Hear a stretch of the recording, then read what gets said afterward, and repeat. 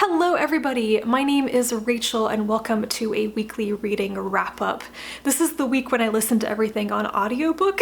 I don't know why, but I haven't really felt like reading things in print. I haven't really been picking up physical books or ebooks. I've just wanted to listen to stuff on audio while I'm doing other things, so I've been indulging myself. But actually the first thing I have to mention is one of the big fat physical books I read this week, and that is Consider Phlebas by Iain M. Banks. This is one of his science fiction culture novels.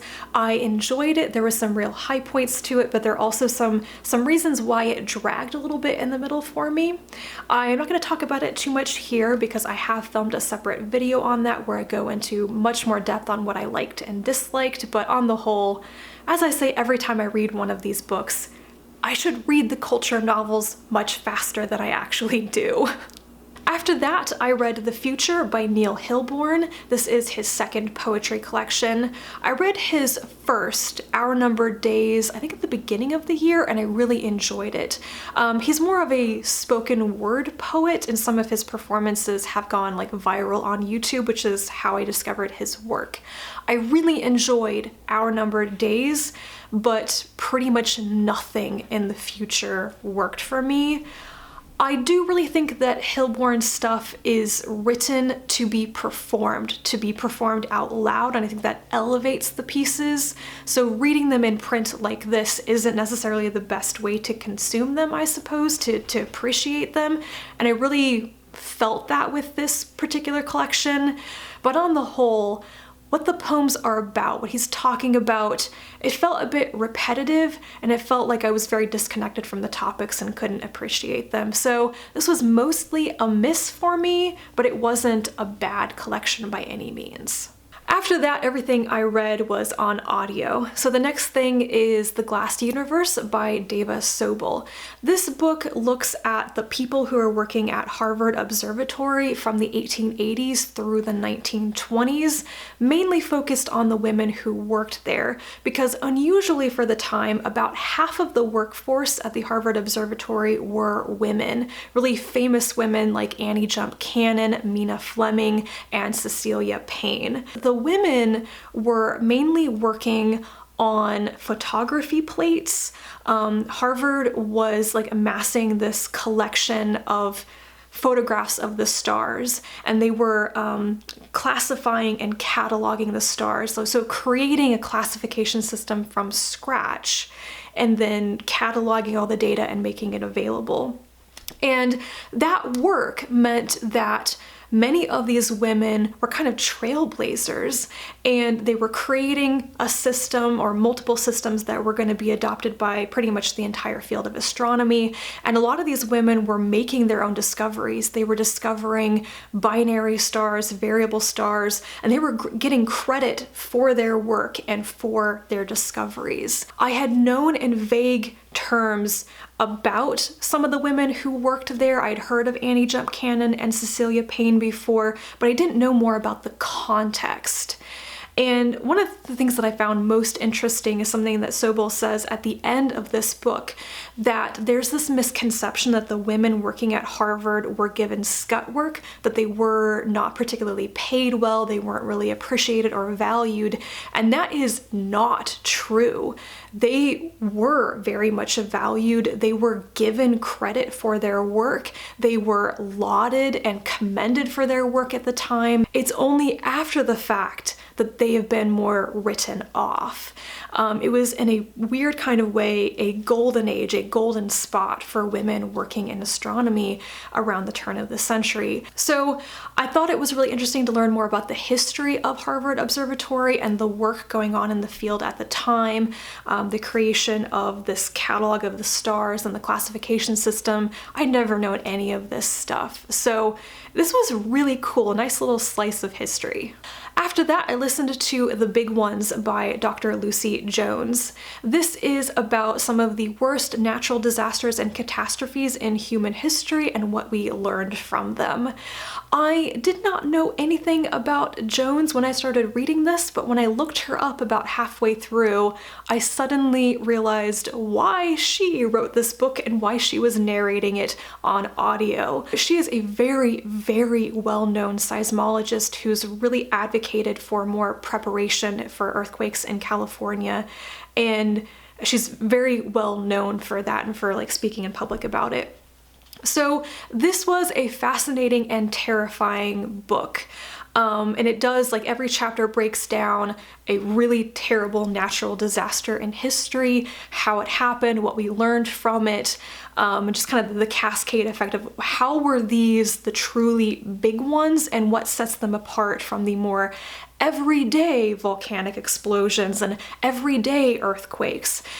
She's really trying to get across the idea that a big one is something that maybe a lot of us can't even comprehend. We think we know how bad a tornado can be, how bad an earthquake or a hurricane can be.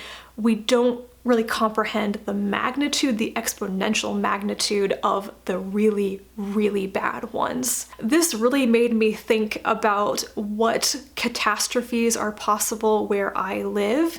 I wonder if I, like many people, am too complacent because nothing truly awful has happened within my lifetime, even within my grandparents' lifetime in the region that I live. And yet, what are the potential dangers that most of us are unaware of? I don't know. Maybe the New Madrid fault will go and I die because it shakes everything within hundreds of miles, but is there anything I can really do about that? Not really. So all in all, I really liked this book. I'm so glad that I picked it up on a whim. I had never heard of it before. It was just available on Overdrive, so I got it. And I would really recommend reading it if you are interested in reading about weather and natural disasters and such. The audiobook is narrated by Jones, and I think she does a good job, though she is definitely not a professional narrator. You can tell that, but I do think there's a good reason for why she reads it herself. She, as a personality, as a voice, is very well known to a lot of people. And the last thing that I listened to this week was Into the Drowning Deep by Mira Grant, which is a pen name of Seanan McGuire. This is kind of a horror novel. I did not actually think it was scary though. I would call it science fiction. It does have some really gruesome parts. It has a lot of gore and blood and people being eaten by mermaids, but I did not actually think it was very scary or had anything truly shocking in it. It is the Killer Mermaids book. It's about monstrous mermaids in the Mariana Trench and a boat full of hundreds of scientists, bodyguards, corporate men, and big game hunters who are trying to find out if mermaids are real or not, and if they are real, like what are they, where'd they come from, and such. And it does not go very well. I really enjoyed the premise of this. I wanted to read this for a while because it's basically a science fiction novel that takes place at sea and under the water, under the ocean, and I really enjoy that type of setting in science fiction. It's a little bit rare, it's a bit hard to find. So I really enjoyed the basic plot. I listened to this entire audiobook in less than 24 hours. I just completely binged it. However, there were some things about it that drove me absolutely batty, guys. When I listen to some authors' work on audio, I pick up on the tics of their style more so than when I'm reading it in print, and McGuire is one of those authors. So this book has a lot of repetition, explaining and saying the same thing 4 or 5 times in a chapter, and I'm like, why did you tell me that again? I remember you saying that 3 minutes ago. There's also a lot of over-explanation. For example, characters will say something and you can infer what they're thinking and feeling and their mental state from what they've just said, but then the very next sentence, the author tells you what they're feeling 3 times in 3 different ways. And that's unnecessary. It just felt a bit bloated, too wordy, over-explaining. However, I think the only real criticism I'm going to level at this book is that this is a story about scientists and about science, the act of science, of people doing science and believing in the scientific method and scientific hypotheses and such. And yet, at many points, these very smart, trained, professional scientists flip-flop between being a scientist and being completely idiotic, emotional children. and I just can't. I felt like the story was contradicting itself. For example, there's this one scene where one of the scientists is doing a necropsy of a mermaid, and it begins with the kind of omniscient third-person narration telling you that she's being very careful as she's narrating the necropsy to qualify her statements. She's saying things like, I think this is the heart. I believe that this is what we're going to see next. And she's doing this specifically to not be mistaken for stating facts when they haven't been proven yet and such. Then, in pretty much the next paragraph, this character goes from qualifying her statements to baldly stating facts, stating her theories as if they are facts. Oh yes, this is evidence that this is how the mermaids evolved and everything. And like, you just completely contradicted what you said about this character in the previous paragraph. What? But mainly I felt like the characters behaved like stupid people in order to further the plot and for people to die.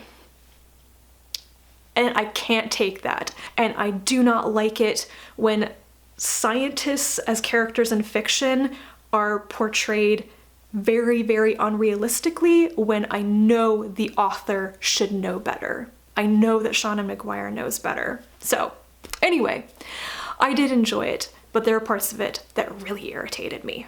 That is everything that I read this past week. I kind of lost track of what I was saying there. Hopefully I covered what I meant to say. But yeah, mainly great stuff was read this past week. I really enjoyed myself. So let me know if you have read any of these books. If you have thoughts on them, leave them down below in the comments. I would love to hear from you. Thank you so much for watching once again, and I will talk to you again soon in my next video. And until then, bye.